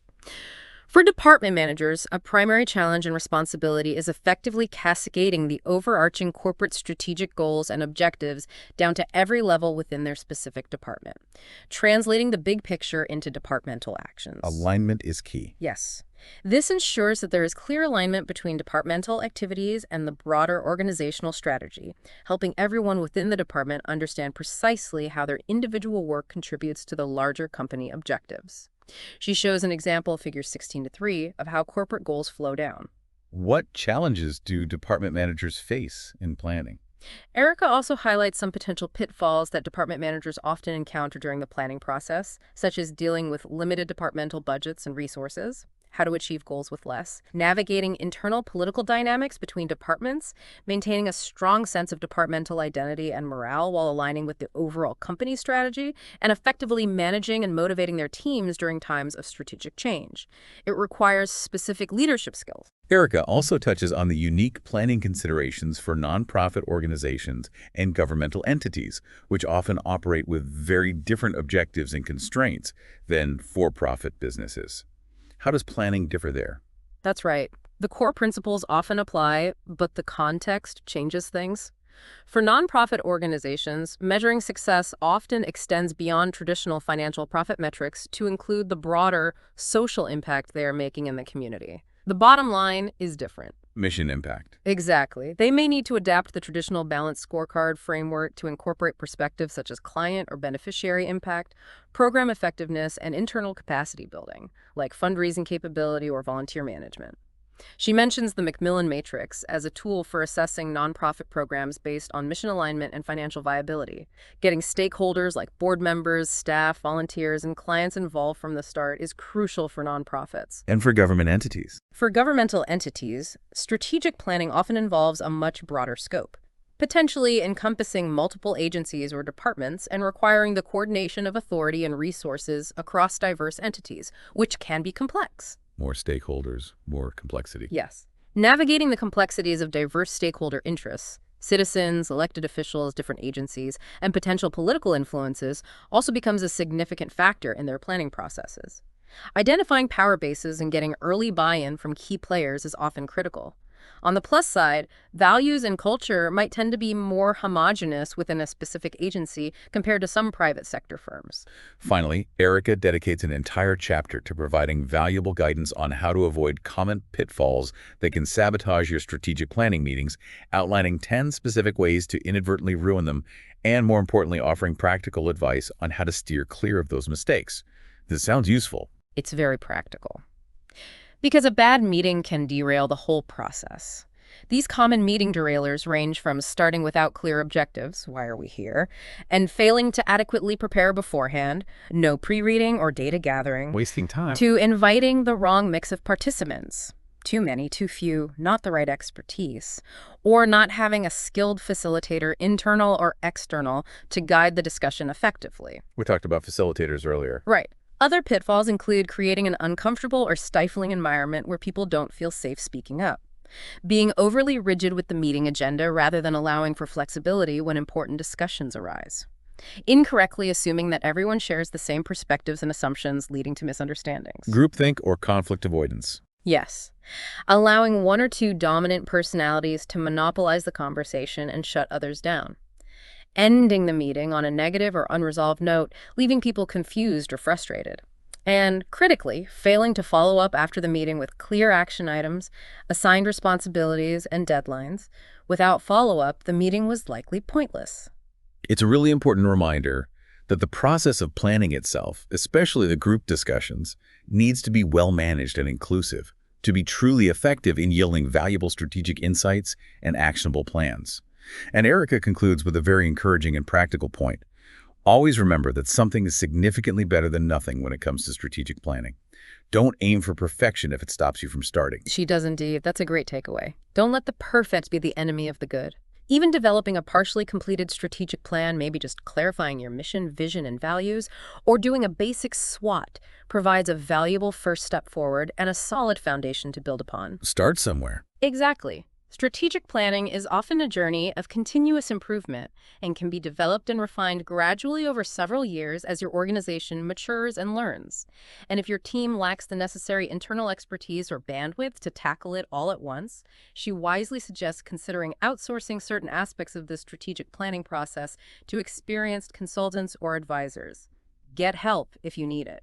Well, this has been an incredibly insightful and comprehensive deep dive into the essential world of strategic planning, expertly guided by the wisdom and practical advice of Erica Olsen from Strategic Planning for Dummies. What's truly insightful when we synthesize all of these key points is that strategic planning isn't just about creating a static document that sits on a shelf. It's an ongoing and dynamic process of continuous learning and adaptation. A living process. Right. It involves consistently and critically understanding your organization's current position, where are we now, clearly defining your aspirations for the future, where are we going, and thoughtfully and strategically charting the most effective course to bridge that gap. How will we get there? The three core questions again. And this inherently requires looking back at your past experiences to learn valuable lessons, honestly and objectively assessing your present circumstances, like with SWOT, and proactively anticipating the challenges and opportunities that lie ahead in the ever-evolving business landscape, using PEST, 5 forces, scenario planning. It connects past, present, and future. And by grasping these core principles, understanding the key frameworks we've discussed, like SWOT and the balanced scorecard, and applying the practical advice shared by Erica, you, our listener, are now significantly better equipped to think strategically in your own endeavors. Hopefully, yes. You can approach decision-making with greater clarity, make more informed choices, and ultimately guide your own personal and professional journeys toward greater success and fulfillment. Taking this deep dive has provided you with a real and tangible advantage in understanding how to plan more effectively. If any specific areas we've discussed today particularly resonated with you or sparked your curiosity, maybe it was competitive advantage or SWOT analysis or the balanced scorecard, we strongly encourage you to explore them further. How can people do that? Consider revisiting Erica Olsen's Strategic Planning for Dummies for more detail, or seeking out additional articles, workshops, or resources that are specifically tailored to your unique needs and interests. Take some dedicated time to thoughtfully reflect on how these insights can be directly and practically applied to your current situation and your future goals. Don't just listen, apply. And finally, we want to leave you with this thought-provoking question. Consider the single most impactful action that you can take today, armed with this valuable knowledge from our deep dive, to move yourself or your organization one step closer to realizing your ultimate vision. What will that crucial first step be?